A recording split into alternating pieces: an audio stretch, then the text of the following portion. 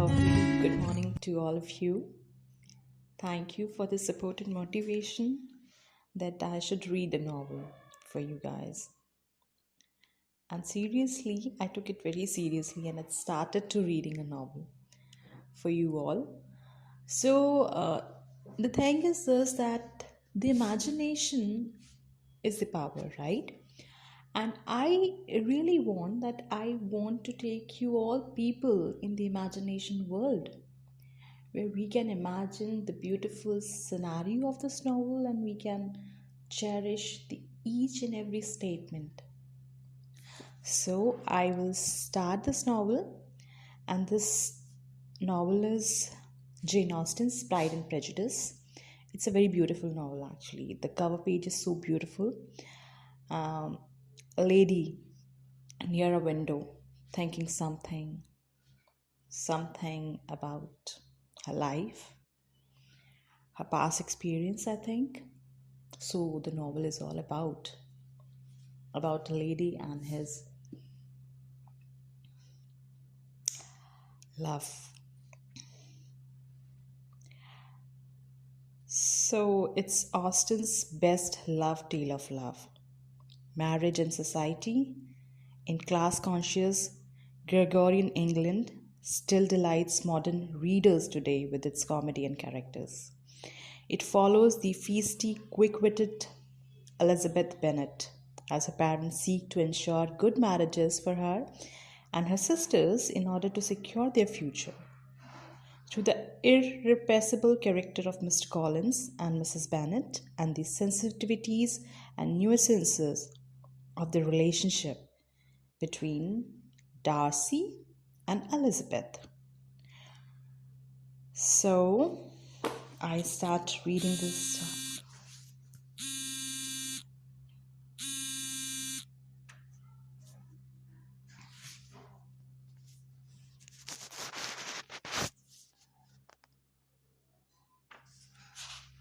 Sorry for the inconvenience. मेरा phone आ गया.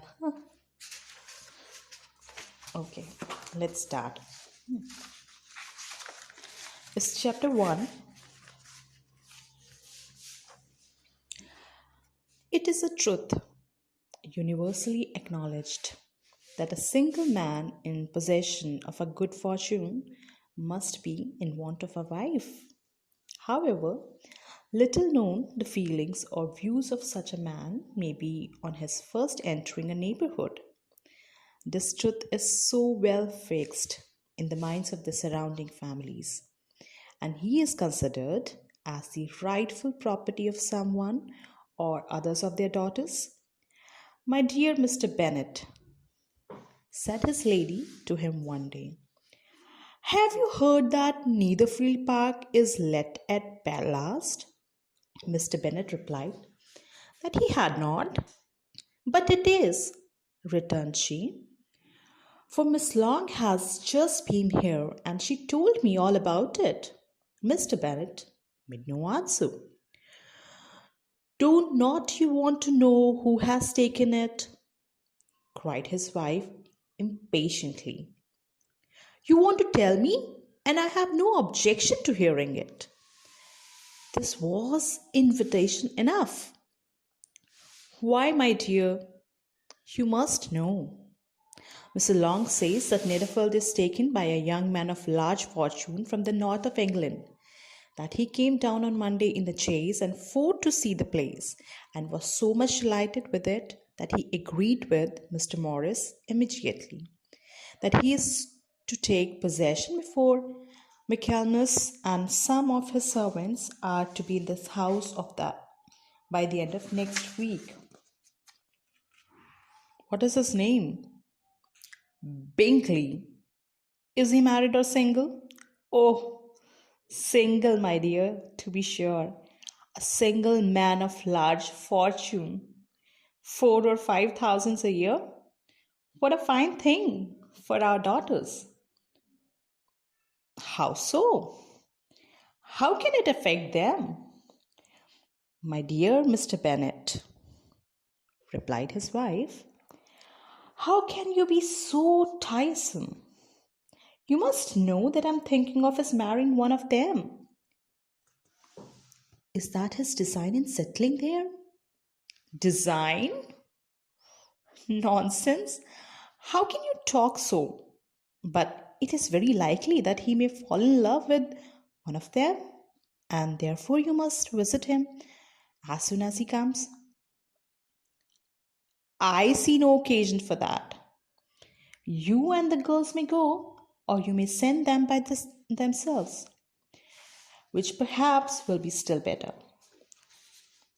For as you are as handsome as any of them, Mr. Bingley might like you the light best of the party. My dear, flatter me. I certainly have my share of beauty, but I do not pretend to be anything extraordinary now. When a woman has 5 grown up daughters, she ought to give over thinking of her own beauty. In such cases, a woman has not often much beauty to think of. But, my dear, you must indeed go and see Mr. Bingley, who, when he comes into the neighborhood. It is more than I engage for, I assure you. But consider your daughters. Only think what an establishment it would be for one of them. Sir William and Lady Lucas are determined to go, merely on that account, for in general, they visit no newcomers. Indeed, you must go, for it will be impossible for us to visit him if you do not. You are over scrupulous, surely. I dare say Mr. Bingley will be very glad to see you, and I will send a few lines by you to assure him of my beauty, consent to his marrying with ever he chooses to the daughter. Though I must throw in a good word for my little Lizzie, I desire you will do not such thing. Lizzie is not a bit better than the others. I'm sure she is not half so handsome as Jane, nor half so good humored as Lydia, but you're always giving her the preference. They have none of them much to recommend them, replied he. They are all silly and ignorant like other girls, but Lizzie had something more of quickness than her sisters. Mr. Bennet, how can you abuse your own children in such a way?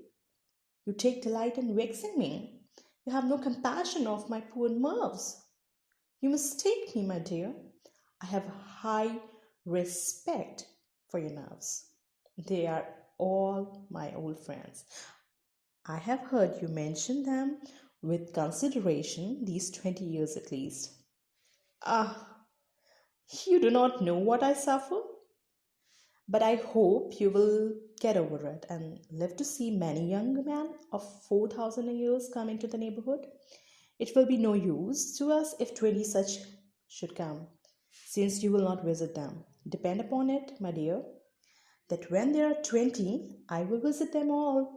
Mr. Bennet was so odd a mixture of quick parts, sarcastic humor, reserve, and caprice, and the experience of 30 years had been insufficient to make his wife understand his character. Her mind was less difficult to develop. She was a woman of mere understanding, little information, and uncertain temper. When she was disconnected, she fancied herself nervous.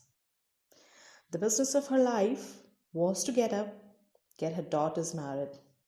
Its solace was visiting and news. Thank you.